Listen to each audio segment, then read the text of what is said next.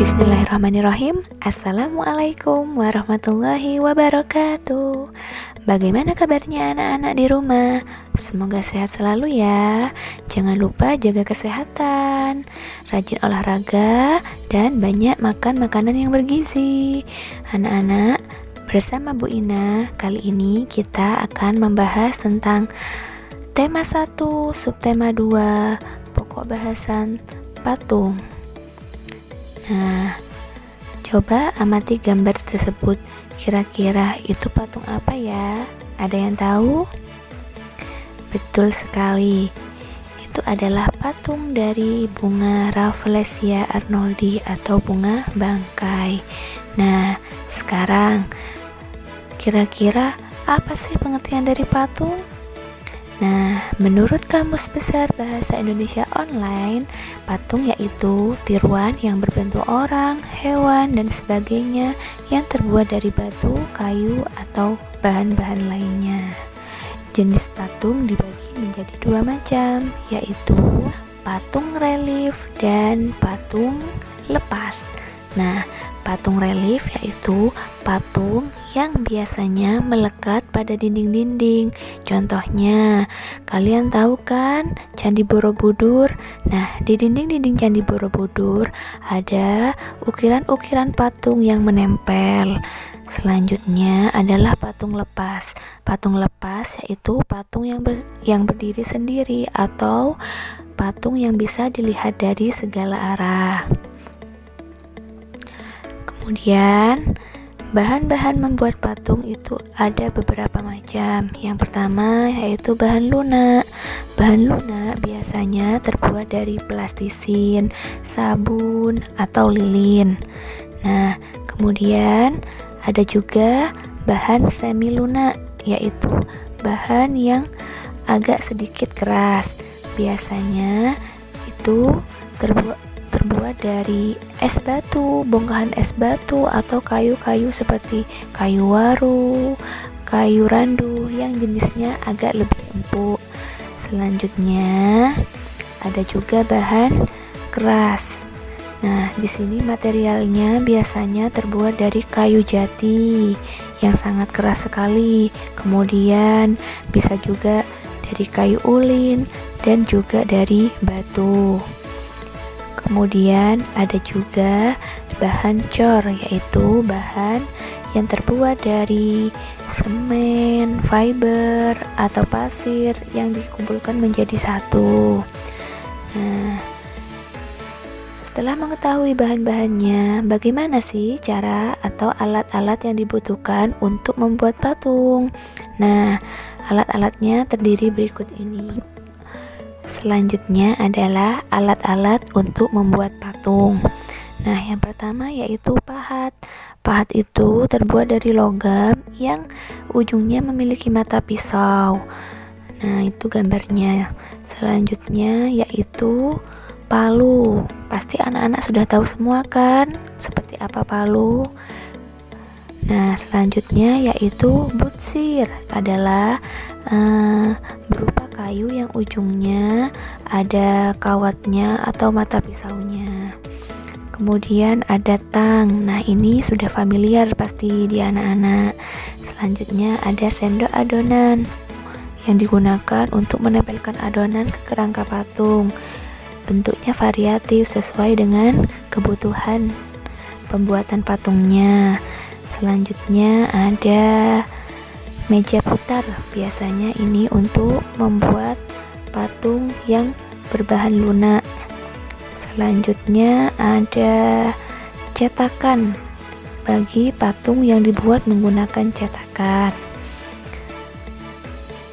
Kemudian teknik membuat patung. Nah, ada beberapa teknik dalam membuat patung, diantaranya yaitu teknik pahat seperti gambar contoh tersebut. Selanjutnya yaitu teknik butsir, di mana caranya yaitu bisa menambah, mengurangi bahan-bahan dalam proses pembuatannya. Seperti contohnya dalam pembuatan patung menggunakan tanah liat. Selanjutnya yaitu dengan teknik cetak, yang ada Jadi ada cetakannya, seperti contoh itu gambarnya. Selanjutnya ada teknik konstruksi. Nah, di sini berarti dengan cara menyambungkan bahan-bahan yang berupa logam, besi, menggunakan las dan sebagainya. Selanjutnya ada teknik merangkai. Nah, kalau teknik merangkai ini berarti merangkai berbagai macam bahan. Bisa dari berbagai macam bahan apapun. Selanjutnya yaitu bentuk patung. Nah, biasanya ide dalam membuat bentuk sebuah patung itu berbagai macam sumbernya.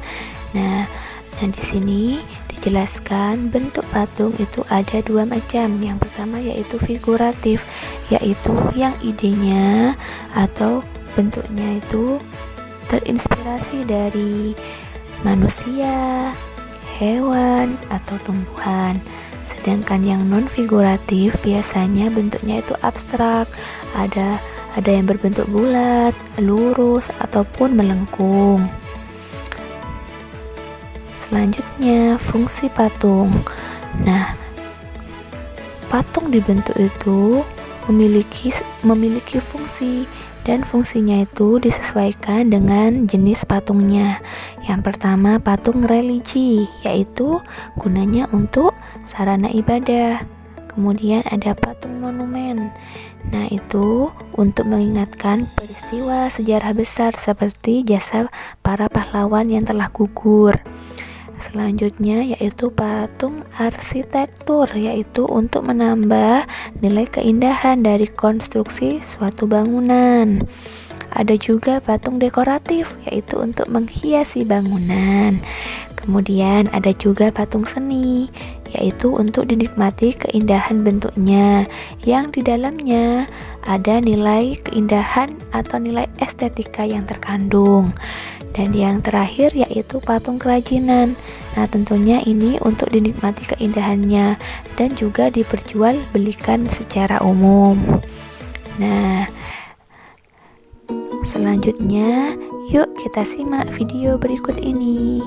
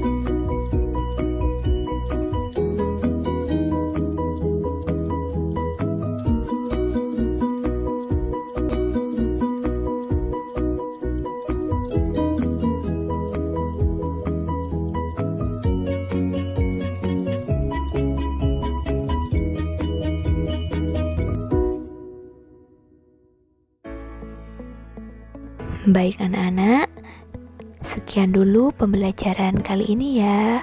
Semoga ilmu yang kita peroleh hari ini bermanfaat untuk kita semuanya. Terima kasih. Wassalamualaikum warahmatullahi wabarakatuh.